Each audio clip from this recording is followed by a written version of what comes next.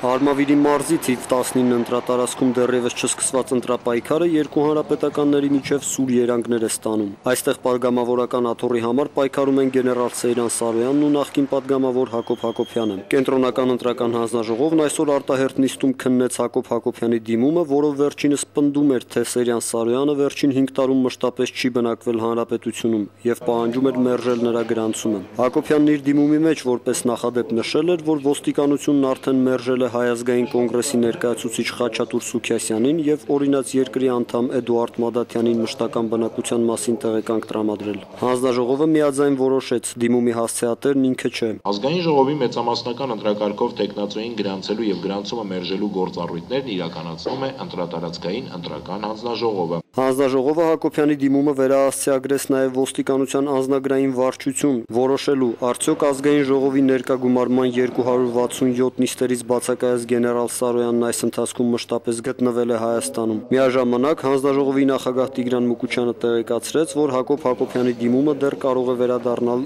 կենտրոնական ընտրական հանձնաժողովի վարույթ։ Եթե ընտրատարածքային ընտրական հանձնաժողովը կայացնում է որոշում, այդ որոշումից եթե կողմը դժգոհ է եւ միանշանակ այդ որոշմամբ էլ պետք է խախտված լինեն համապատասխան դիմողի իրավունքները, նա կարող է օգտվել ինչպես ԿՀ բողոքարկելու, այնպես էլ դատարան բողոքարկելու իրավունքից։ Իդեպ թիվ 19 ընտրատարածքում հայտնի Հակոբ Հակոբյանից բացի գրանցվել է եւս մեկ Հակոբ Հակոբյան։ Ազգային ժողովի նախկին падգամավորը այս փաստը իր դեմ ուղղված դիտավորություն է համարում։ Հակոբ Կարապետյան, Տիգրան Բադալյան, IPF։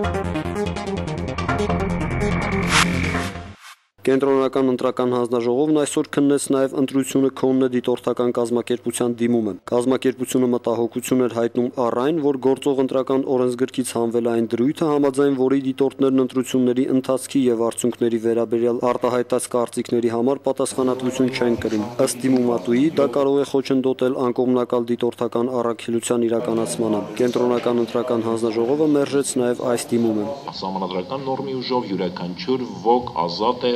առանց որևէ կաշկանդման ներկայացնելու սեփական կարծիքը եւ բնականաբար հիշյալ նորմի չամրագրումը ընտրական օրենսգրքում դա չի նշանակում, որ սահմանադրական նորմի ուղղակի պահանջը կարելի է անտեսել։